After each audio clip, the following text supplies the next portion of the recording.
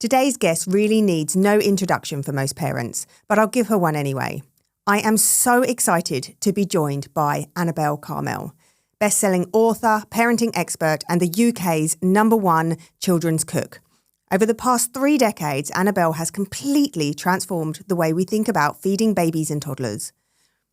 From her trusted weaning recipes to her ready-made meals found in supermarkets across the country, she's helped millions of families feel more confident and less stressed about feeding their little ones.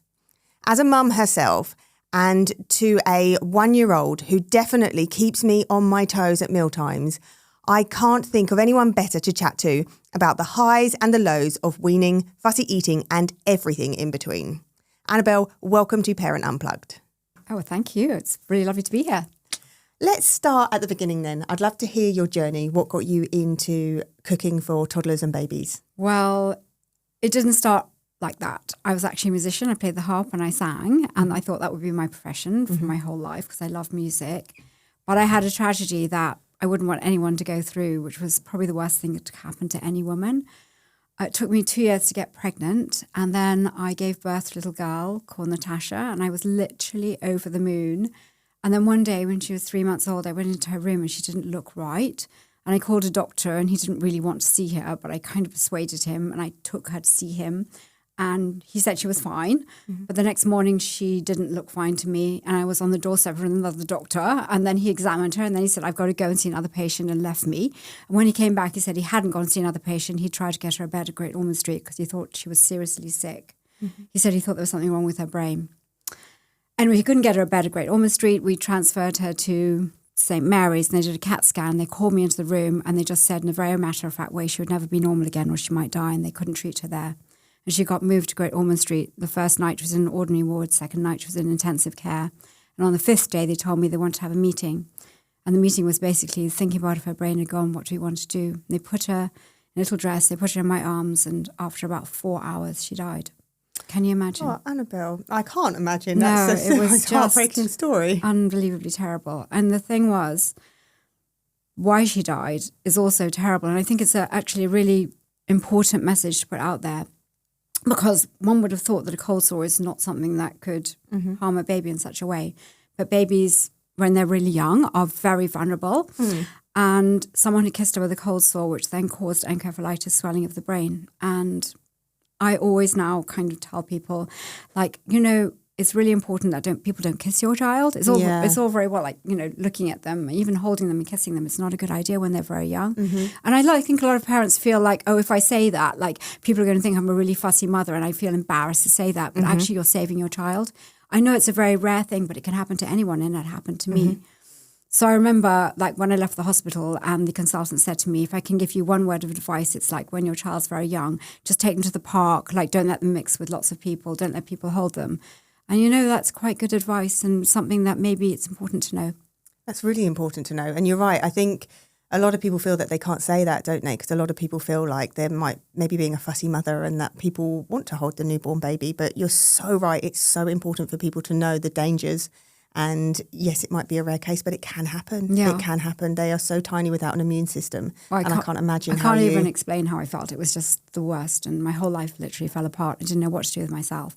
And they asked for me counselling. But for me, the only thing that really would help me was to have another child. So I took a drug called Clomid, which kind of makes you have more eggs, I think. And you could have multiple babies. And at that point, I didn't care how many babies I had, as long as I could hold a baby in my arms again.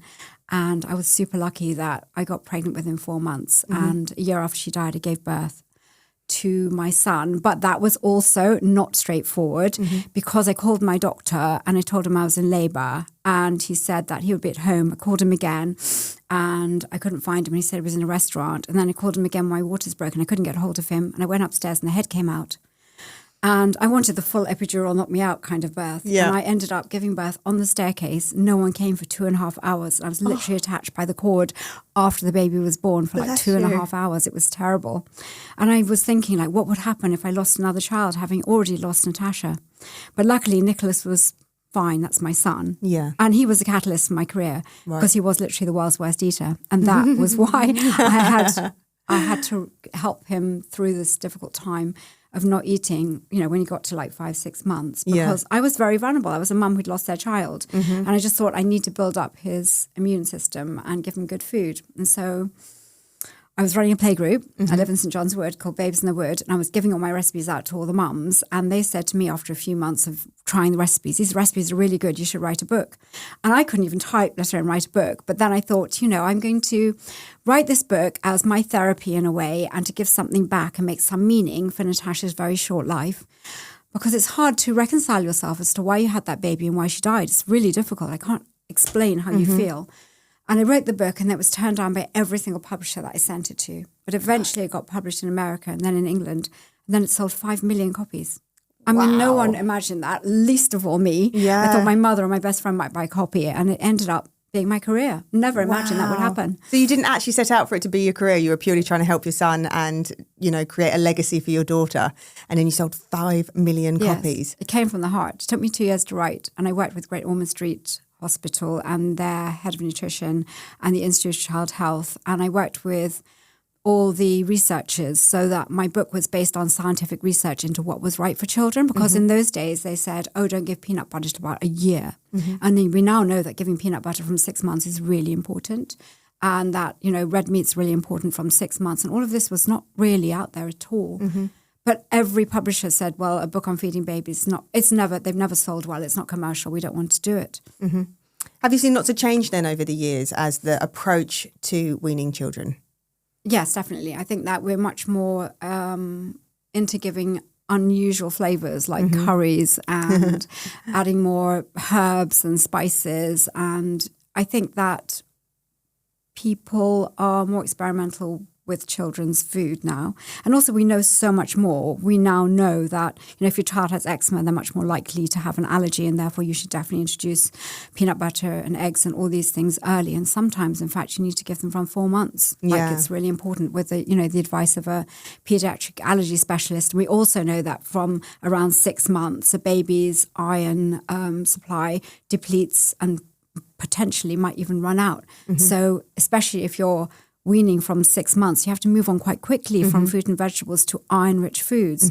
A lot of people don't know that, and they just give fruit and veg, which is low calorie, doesn't contain iron, and milk alone, either breast milk or formula milk, doesn't give the iron that a baby needs. And all these things are really important, and I talk about them on my app and in my books, because I think that, parents really care about the way they feed their children more now than ever. Absolutely. Yeah, I was actually told to introduce allergens to my children at 4 months because my eldest had a dairy intolerance, and he's 7, nearly 8 now, and he's still not grown out of it. My other 2 had it, but they've grown out of it. So we did exactly that as well, introduced everything from a very young age. And it felt quite daunting at the time. No, it does. And it's a window of opportunity, and if you miss it, you can't get that time back. So it is very important. And I work with Professor Adam Fox, who's like one of the main researchers into allergies. And I find that it's really important because, obviously, taking an important food group out of your baby's diet is difficult, and that you need to be properly diagnosed because it may not actually be an allergy. It could be a temporary intolerance. They might have gastroenteritis. They might have reflux. There's all sorts of other things it could be. So many things, aren't there? So weaning can then feel really overwhelming for new mums. Where do you think the pressure comes from, and how can we take some of that weight off? So I think it's it is daunting. It's an important milestone, and we think that babies will open and shut their mouths and eat, which is what I thought would happen, and it doesn't always happen that way. Might do, but my children were all a little bit fussy, which in a way helped me write my book because I could deal with it. So that's why I created my app. So I have an app with over 1,300 recipes, but it also has a finger food guide, which shows you exactly how to cut and prepare every single fruit and vegetable and other foods safely so your baby doesn't choke. And now that, we know that we should be introducing finger foods alongside purees, I think that one of the big anxieties amongst parents is choking. Absolutely. So I think that's a really important guide. And also it's important to know that gagging and choking are 2 very different things, and all babies will gag, and that nature is very clever because nature puts the gagging reflex in a baby very far forward in their mouth to make sure that they gag to clear their throat. So if you prepare these foods safely and the baby gags, that's absolutely fine. And that means the baby will go a bit red and choke and make noise. But if a baby goes blue and silent, and let's say you've cut a carrot into a coin shape, or you've given them like a small strawberry, which you need to cut into quarters, a large strawberry you can suck on and that's fine. You can actually make sure that your baby doesn't choke and feel that you're in control of that, rather than worrying. And as soon as your baby gags, I'm not going to give finger foods anymore, which happens a lot. Yeah. So we try and like instill that confidence into mums by holding their hand through every single stage of their child's feeding development through the app, with recipes, with guides, and even an allergy tracker, which so if your child has an allergy, you take a picture of whatever's happened to your child and you track which food it was and how long after they ate that food that particular reaction happened, so that when you do go and see an allergy specialist, they can help diagnose that child much better. And you can't remember these things. It's really important to have a food diary.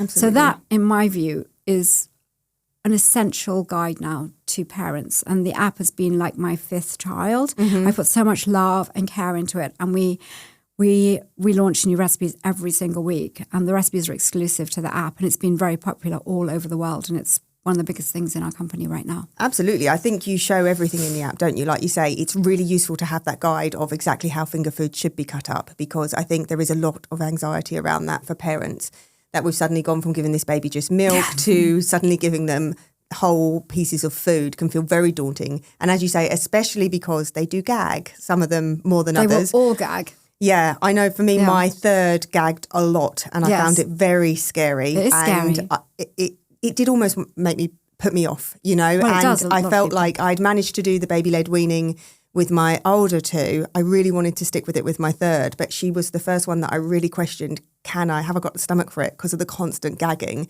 So it was really useful to refer to your books and the app to see exactly how the food should be cut, to make sure I was preparing it correctly, to kind of give myself a little bit more confidence along the journey. So it's really empowering parents to make their own decisions and understanding what actually happens with the child, and why gagging is not something that they're necessarily going to choke with, which it isn't. Absolutely. So can we just go back there to what you said about how we know now to give finger foods alongside purees? Yeah. Why is that? What changed there? So I always did, actually. I think if you talk to health professionals, they all say that the best thing to do is purees and finger foods. So a child at 6 months, they can be very different. One child can be very good at hand-to-eye coordination and swallowing, but getting food from the front of the mouth to the back of the mouth is something that children have to learn. And sucking is a natural reflex. So not all children are particularly good at this. So you want to make sure that they have the important nutrients like essential fatty acids in fish and like beef, because it's really rich in iron. So I like to combine, say, a beef puree with a steamed carrot, or something like a roasted parsnip. And the important thing is that when you're giving finger foods, that they are really mushy and soft. So I actually quite like to roast them in the oven, which naturally caramelizes the natural sugars, so that carrots and sweet potato and parsnip become sweeter, and babies love them. But the way you cut them is into quite large batons, because babies hold things in their fists, so it needs to stick out. Otherwise, it will just stay in their fist. You know, it can't be a small piece. It sounds odd. You know, you think you cut into small things, but they don't have a pincer grip. So it needs to be like, you know, finger size like this. It needs to be fairly soft. And then the baby will not choke. If you cut a carrot into a coin shape, that's a choking hazard. A whole blueberry can be a choking hazard, which is why you squash it or you cut it in half. Yeah. And you want your child to start chewing things. It's really important. And actually the same muscles that a baby uses to chew food are the same muscles they use for their speech development. So chewing helps with speaking, which is very important, I think. So it's a mixture of those two things. But I would be worried about only giving finger foods, especially to a child that is not particularly adept at like hand-to-eye coordination. Will they be getting the essential nutrients that they need? And babies need iron twice a day from 6 months, which sounds quite daunting, but it's not really, because you could give something like porridge. But if you're going to give porridge, which is a plant source of iron, you need to give vitamin C at the same meal. Right. So it could be strawberries, kiwi fruit, something like that. And then you could give eggs for lunch, or you could give some thigh of the chicken, or some red meat, and all of those things contain iron. There's so many things that contain iron, like lentils, spinach, but anything that's plant-based source of iron, you need to give vitamin C at the same meal. So as long as you know that, your child can have iron twice a day, which is the commonest nutritional deficiency in children between 6 months and 2 years. It's hard to diagnose because you don't have spots like measles. Yeah. But your child will be more prone to infection, won't develop as well. And the other thing that's really important is essential fatty acids, and the only really good source is oily fish. And I think that it's really important to give oily fish like salmon twice a week to your child. And I do lots of like salmon recipes in the book. One that I love, which is super simple, is you steam some carrots and then you take some tomatoes and you just skin them and you saute them in a bit of butter, because actually sauteing tomatoes in butter unlocks the lycopene, which is a very important vitamin. Right. And then you mix into the sauteed tomatoes some cheese, and then you just cook your salmon in the microwave, which is like you can do it in less than a minute. And then you flake the salmon, make sure there's no bones, and you add the carrots, which are being steamed, this tomato and cheese sauce, and the salmon. Yeah. And you just blend it all together, and it's so delicious. Like, wow. I would like to eat those That's leftovers if making there me are hungry any. with the thought of that one. But that's one of my favourite, like, first ways of giving a baby salmon. It's not fishy at all, but it contains so many good things in it. And I think making your own baby food is cheaper and much better for your baby than anything you can buy in the shops. I know there's been a lot in Panorama and the press about like the levels of sugar in like, pouches. And like, babies shouldn't have pouches because they affect their teeth and things like that. And I've always said, like, why not just mash a banana and avocado? That's such a good food for a baby. There's kind of like, it's very quick to make your own baby food. Yeah. I love that. And you're right. It is really important if we can try and find the time to just find those quick wins. And that's where your app and cookbooks come in, that you're giving us those ideas of what we can do. Sometimes maybe we overcomplicate it in our heads. I know I do that. I feel I've got to cook this big meal. And actually, you're right. Sometimes just mashing a banana or avocado can be a real win, and it's really nutritious. Absolutely. And it's not come out of a packet, which is really beneficial. And also you can like freeze, so you're not cooking every day. Like that recipe would make like 4 portions and the rest you can freeze. So that's important. It's important to remember as well. So you support spoon-fed and baby-led weaning. Yes, I would say spoon-fed and finger food, because baby-led weaning is really essentially only finger food, which I don't really see the point, because we're not always eating finger food. Like we're eating yogurts. There has to be other things as well with a spoon. So I do, yes, I do. I know that there's like, babies who are baby-led weaning. Yeah, I was going to say there's a lot of confusion, isn't there, for parents to know whether we should go spoon or baby-led or combination or what we should do. So can you just clear that up for the listeners today as to what your top advice would be? Well, I know, because I've fed like 3 children, and I work with babies all the time, that when they've had enough food, they just turn their head away and they purse their lips together, and you can't continue to feed them. They have their own off switch. Yeah. So to say that babies overeat if you're putting food into their mouth, they won't just continue to eat it. They won't at all. So I don't think that's true. What about worrying with baby-led if they're getting enough food? Because I think a lot of people worry about that too. Well, I do worry about that, especially like meat, which can be chewy, and that is the best source of iron. Obviously, if you're a vegetarian, then you're going to have a vegetarian source of iron. But I think that some of these babies can't actually pick up the food and get it into their mouth. You don't know how much they're eating. So I just think it's a safety mechanism. And why not combine the two? Why one or the other? That's not what we do. In adults, we pick things up with our fingers and we eat from a spoon. So I think the combination has to be the best way. Okay. So many mums then, obviously, as we've just said, do worry about whether their babies are eating enough. They worry if they're eating the right things as well. How could you reassure them as to that they are getting enough, or how to keep an eye on that? So there is no actual guideline. This is how much a baby needs to eat at a particular age, because every baby's metabolism is just so different. Like adults, some people eat loads and they don't put on any weight, and other people eat a tiny bit and they put on weight. Like, why is that? It's like, it can't explain it. But babies will have growth spurts. They'll have times when they don't want to eat so much. They'll be teething when they don't want to eat so much, and other times they'll be hungry. So I also think that when they get to about 1 year, their growth rate slows down a lot. So you can be lulled into this false sense of security. Your baby's eaten very well for the first 11 months. And then at 1 year, suddenly, like, what has happened? Like, they don't want to eat, because life becomes more interesting. That's quite interesting, actually. I'm probably at that stage with mine. She's coming up 18 months and she's been a really good eater, my best of all of them, explored everything and eats quite well, quite a lot, to be honest. And then recently, the last couple of months, exactly that. It's really slowed down and she's eating a lot less. And she's really slimmed off as well. And I suppose she's on the move now, so she's obviously burning a lot more. But I naturally worry, she is moving more. Is she getting enough? But she's just, like you say, I think life has taken over. She's off exploring and she's just not as interested as she was a few months ago. But also, babies grow more rapidly in their first year than any other time in their life. And their growth rate definitely slows down after the first year. So therefore, their appetite kind of in tune with that will be less. So you have to realize that. Also become very independent, and they don't want food that you've put in their mouth. That's when finger food comes in very importantly.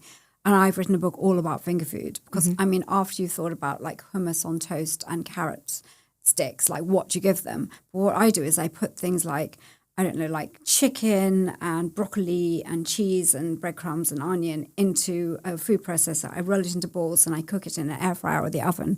And they can pick these balls up with their fingers. I do cottage pie bites, fish pie bites, but all in little balls of food. And that is super, super good. And I'm actually working with a company called Pots for Tots, which deliver food. And I've been making my recipes with them and delivering to people who haven't got time to make their own finger food because it's a bit more time consuming, but not that difficult because everything just gets put into the food processor, rolled into balls and then cooked, and then you can pop it into the freezer. Yeah, to be fair, I'm a massive advocate of that with your recipes, actually. Obviously, as I say, I'm a mother of 3 and I am time poor on trying to find time to make homemade food. But I do find your recipes very easy to follow. There's a few ingredients, all of which are usually in my cupboard in my house anyway. Just throw them all into a bowl and, as you say, make a ball. Or as I was telling you actually before the podcast started, how I've made the sweet corn and sweet potato fritters, which so my little one absolutely loves. And they're so easy and they really do take 5 minutes, if that, to make. You can make a whole batch load, freeze them. And then like today when I'm recording in the studio, I hand them over to my mum and I know that she's sorted and got nutritious food, which is really handy. I think I've got like 20 variations of sweet corn fritters, like some with broccoli, some with chicken. I've got all different things in them and they are super. It's like mix everything in a bowl and that's it. It's so easy and everyone loves them. And it's funny because when I started to write my book, everybody said, well, babies only like bland food. And I'm thinking like, why? Because we don't like bland food. So I had a big kitchen and I put like 20 babies from my playgroup around the table and I gave them the bland food. And then I gave them something with like a bit of curry in it and like something like my sweet corn fritter. And they didn't like the bland food. They liked the food that tasted good. So I don't think that that was true. So interesting. And that was the first book that that was ever written that made sure that the food tasted good, that, you know, the whole family could eat the same food. And I think that's important. Almost all of these recipes would be good for the whole family, not just the baby. Absolutely. And actually, I've found that as well with my older 2, that they've been interested in some of the things I've been making for her, which makes it more enjoyable for all of us as well and easier for me. So that's definitely a win. I've brought a book for you, which is all about teaching your child to cook from the very first food. Oh, I love that. That's exciting. My first cookbook. So they can try things in there. And the recipes in there are absolutely delicious. And like every single step of the recipe is photographed so they can see how to do it. And it's really fun and it shows you like a guide to what they can do, even when they're very young, even at the age of 18 months, what they can help you with in the kitchen. Because I think, you know, especially if you have a fussy eater, if they get involved with making the food, they're more likely to eat it. Definitely. I found that actually with my eldest, he's my most tricky one. He's quite fussy about the things that he'll mix together or put together. So I found it really beneficial to get him into the kitchen and get him involved. And then we often start with a little bit and then we add a bit more, or kind of food change. So we'll start with some plain pasta and then add a tiny bit of something on. And that's definitely been helpful with him as well, to introduce him to a few more things. I mean, he's still quite limited, to be honest, but it's definitely helping. It's just trial and error. I know it's not easy. There's not a switch that goes on. But when my children were like 4 years old, I got them to make supper on a Friday. I just I cut things up for them and I left them in the kitchen to get on with it. And, you know, it was a really important life skill that they learned really early on, and they'd look through my books and they'd choose something and then they'd make it and we all sit down and eat it. And I think that was really a fun thing to do. You can do it on a Sunday afternoon. Absolutely. Or you can get some of their friends over. But like, children love to cook. Every child loves to cook. Okay, I know it's a bit messy, but like these cookies, for example, that I brought with, these oat and raisin cookies, it's just you mix everything in a bowl, you make them into a ball and then you flatten them a bit. And in 10 minutes, you get a cookie. And I think it's important that when children do make a recipe, that it's quite a quick recipe, because they have the attention of like an autistic flea. So true. So it's got to be something that's like quick, easy. Yeah, they like a quick result, don't they? They like to get their hands a bit messy, something like that, roll something falls like that up and then have a bit of an instant result. That would be a really good one for mine. Can't really get that wrong. So what foods then do you really recommend starting with when we're introducing our children to food? Well, I've always started with root vegetables, and I've done a lot of like roasting them in the oven because it makes them sweet, and breast milk itself is sweet, so it becomes a very easy transition from milk because they've got to get food from the front of the mouth to the back of their mouth. And I know that there is a school of thought that you should be introducing like green vegetables have a bitter taste. So I would say try, but don't persevere if the child is against it and doesn't want to eat it, because that could put them off like weaning. So be careful. Like if you push something that they're not happy with, it could like, well, I don't want to have any solid food. So try it. But it doesn't matter because my children didn't have broccoli and spinach to begin with. They had sweet potato and carrots and butternut squash, and that worked very well. And then I mixed some of that with some broccoli and spinach, and then they gave them broccoli. And they all love broccoli. So I don't think it really matters that it doesn't happen from day one. Right. And actually, it's very quick. Like you do your root vegetables, you do some banana, you do some avocado, you do some broccoli. It's like you all get mixed together. And there's none of this like wait 3 days between foods. That doesn't exist anymore. Right. Otherwise, you'd be waiting forever to do a recipe with like 6 ingredients. Absolutely. That would be 18 days. So we have different foods every day. Okay. And you go through it in all my books and also my app, and it shows you like which food's a good idea to start with and how to cook them. What about introducing fruits? Because I've always found mine go to the fruits, I guess, because of the sweet flavour. Should we just make sure that we keep them on vegetables and don't introduce the fruits to start with? Or is there a lot of nutritional value there that they're missing out on otherwise? To be honest, you're going to have vegetables first, but then for a week or two, and then you're going to have to introduce fruits. I mean, like they're not going to not eat fruits for 2 or 3 or 4 weeks. So they're going to have banana, avocado, which are really good foods and contain really good amount of like nutrients. And you can't keep your child away from fruit. And fruit is such a good food. Strawberries are very rich in vitamin C. So I would say don't worry about it, to be honest. Okay. Start with the root vegetables. Maybe try some of the bitter vegetables. Give fruits. I mean, it's all in the book, like when to give these different things. Yeah. And we start with, just single ingredients. Yeah. But most of these foods are unlikely to cause an allergy. Okay, that's good to know. And what do we do then when we've made a nutritious meal like this and your baby refuses to eat it? Do we keep trying again? Because I hear lots of things about it takes 8, 10, 15 times to keep trying the same thing. But I know as well as a parent, that can just be really frustrating. And sometimes I do literally just feel like I don't have the time to keep making the same recipe for it to be thrown on the floor to then have to make something else. Because I feel like I can't leave them at this age to go hungry. Without food. No, we can't. So you end up offering an alternative. Yeah. So what's your advice around that? So I think preparing things in a different way. So, for example, my children never liked cauliflower. If I steamed it, they would not eat it. But then I made this recipe for one of my books where I roasted the cauliflower in the oven and then I put a vinaigrette on it and they absolutely loved it.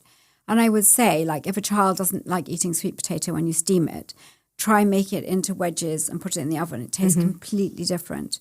But also you have to acknowledge that some things a baby may not like and will never like. I don't like beetroot. The only time I like beetroot is if it's a beetroot chocolate brownie.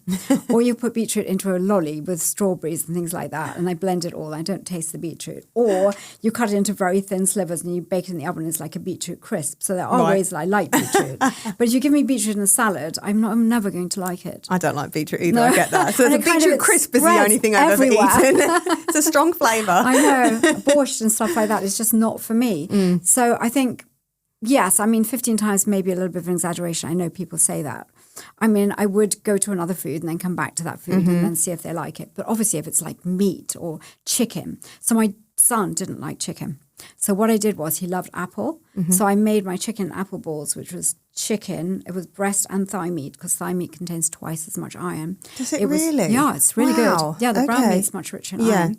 It contains some chopped onion and some breadcrumbs, and it has grated apple in it because he liked the apple. It has fresh thyme, a little bit of egg, and it's all rolled into balls and then baked in the oven. And from that day on, he loved apples, and it's one of my signature recipes in my Complete Baby Toddler Meal Planner book. And he absolutely loves that recipe, and it's amazing. And we still make it at home, and so many people still make it. And actually, I'm doing something like that with Pots for Tots, chicken we make a little muffin trays. It comes out a bit like that. So I think putting something together with something they don't like often works quite well, rather than giving them that on their own. Yeah, that's a top tip. I like that. Okay. Do you believe then in the term of a fussy eater, or do you think it's just a phase, or are some children just notoriously more difficult to feed than others? No, we actually know now that fussy eating is genetic because they did tests on twins, and one would be a good eater and one would be a terrible eater, and they're just born that way. That's not to say we can't do anything about it, but it's not your fault. It's nothing to do with your cooking skills. It's good to know that.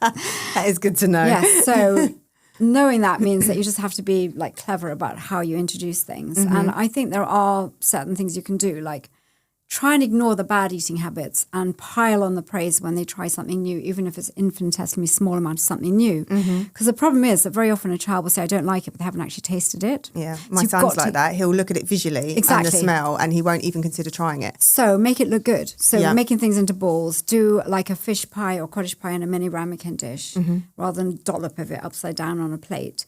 When they're older, you can have like a reward chart. Bribery can help. You might want to hide vegetables in a tomato sauce or a bolognese sauce. Getting your child over as a good eater with your child, eating at the table with your child. Even with a baby, just spooning food into their mouth and you not eating, that's not a really good example. They are mimics. If they see you eating something, they're more likely to eat it. Yeah. And also bringing them to the table and eating together as a family really helps. Getting them in the kitchen. Yeah. All these things can help with a fussy eater. I'm not saying it's going to be overnight you're going to make that change. Yeah. But I do think that, and I know it's difficult, is try and ignore those bad eating habits and give attention for good eating habits. Because it is partly they want attention. So don't give them that attention. Okay. And then it's funny, but they don't react when they don't get reaction from you. Yeah, okay. And you would advocate putting things in things, would you? So hiding something in a tomato sauce, maybe sometimes they're very fussy, hidden vegetables or something like that. What they can't pick out. And if they're super clever and they think you've hidden them, what you need to do is you leave a few chunks of vegetables in there and they take those out and they don't realise the other ones are actually blended. It's a double bluff. They are very wily, these children. Do not underestimate them. Okay, so you've built a trusted brand then on your meals that so many parents have in their freezers. What did this journey look like behind the scenes? Was it smooth sailing or was it quite a juggle, obviously having 3 children of your own? It was incredibly hard. I always knew when I wrote my first book that I would have loved to have done a food range. But then I thought me and like big companies like Heinz and Gerber, like they've got massive marketing budgets. I could never do that. But then I got a phone call from Marks and Spencer's. This is in the year 2000. I wrote my book in 1991, so it's 9 years after my first book got published. And they asked me to help them develop a range of food for children in Marks and Spencer's, which they didn't have at the time. And I worked with them for 2 years and I learned a lot. It was like going to university and being paid for it. And it was a great education. And it gave me the confidence to think after that I could do my own range. And after that, I then worked with Boots and I did do my own range with them and a range of equipment. And then I thought I really wanted to do supermarkets. And I was very green and I went to see Sainsbury's and I got somebody as a consultant to find a factory and I developed this range of food that was a toddler range from 1 year old and they took it. And it was all very natural ingredients, no added sugar, very low in salt and quality ingredients like you would make at home. And it did really well. And then we went into Tesco and lots of other supermarkets. And then I got a call from Australia, from the #1 frozen food company in Australia, and they asked me to go over there. And we launched a range of food in Australia with 30 different products. And it was incredible. And now I've been in Australia for nearly 11 years with, and I'm in every single supermarket in Australia.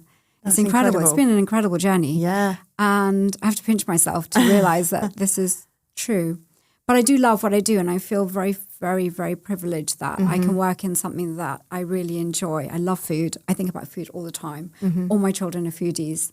I love developing recipes. I love children, so I can stay with babies and toddlers all my life, which is so lucky. My son is having a baby next year, so I'll have my own baby to feed, which will be lovely. It wasn't my own baby, but at least my family. Gosh, they're lucky to have you. And my daughters, both my daughters journey. got married, so hopefully more to follow. Yeah. So that'll be lovely. My next generation of babies to feed, and give you more ideas on new recipes. Also, for me, I think the why you do something is so important. For me, it was my passion and it was my legacy to Natasha.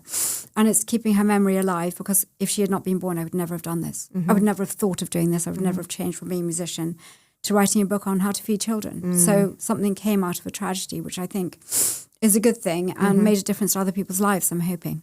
Absolutely. And my God, you have done her proud with the legacy of work that you have done and the thousands upon thousands of children you have helped with feeding and helping parents like myself with fussy eaters or finding those quick recipes through your, is it over 50 books you've published now? Millions of copies. You have done so much work and you're clearly incredibly knowledgeable on this area. So, and I still love it as much as I always did. I love it. And I have an amazing team. In fact, my daughter works with me as well, which is lovely. That's nice. So I'm very privileged to have her working with me. And I have an office and I work really hard. I work till midnight most days. There's always a lot to do. I'm always working on new projects. There's a lot going on in the office. But one of my biggest projects is the app. And promoting it worldwide and trying to get into the American market now because it is a global app. And I think that having that in your bag or in your pocket when you're in the supermarket, you can just search like dairy-free, I want chicken and broccoli, and it will just come up straight away. You can't do that in a book. Absolutely. And I think that's key there, isn't it? Because for me, as I've said with my children having dairy intolerances, I found that really useful with the app. You've got everything categorised. You can make your own shopping list. You can search for baby foods, toddler foods. Like you say, if you've got an allergy and you need to search for something, you've got your recommendations of how the food should be cut. You've got new recipes on there daily, haven't you? So there is so much to the app that I think is really useful that would take a little bit more research in a book. And quick family meals. It's a lot of quick family meals as well. So I think that's important because like you don't want to spend hours cooking and you can whip up something in 15 minutes the whole family can eat, which I think is really important. Very important, my God, yeah. Lovely, Annabel. Well, have you got any final words of advice for our listeners today? So let me see, because that's a very important question. So I think that as a mother, I love my children very much, but I knew that being a full-time mother for me wasn't the right path and that I'd always worked. And that it's important to follow your passion. And sometimes you feel that you should be only a mother and people like kind of make you feel guilty about that. I'm not saying only a mother isn't the most important thing. It's the most important thing in my life because I think you're only as happy as your least happy child. But I feel very fortunate that, you know, I've created a business that my daughter can come into and a business that has kept me in this space. And that I think you should follow your passion in life. And I did follow my passion.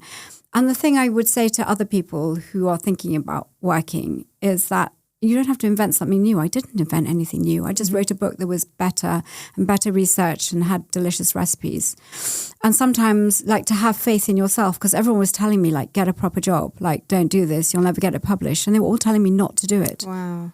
But I think that's a lesson that, you know, just follow your passion. If you really feel this is what you want to do, go for it. Yeah. And that, you know, having a child isn't the end of your career necessarily. In fact, it can be the start of your career because it was the start of my career. It was only my children that got me into this business.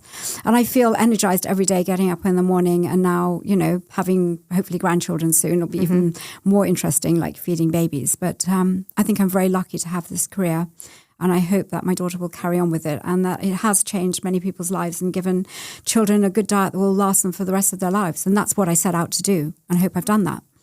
I love that after 30 years of doing that, to hear your passion and determination and the way you speak about what you do, I think is absolutely inspirational to anybody listening. Oh, thank you. It's been an absolute pleasure to have you on the podcast today, Annabel. Thank you for joining us.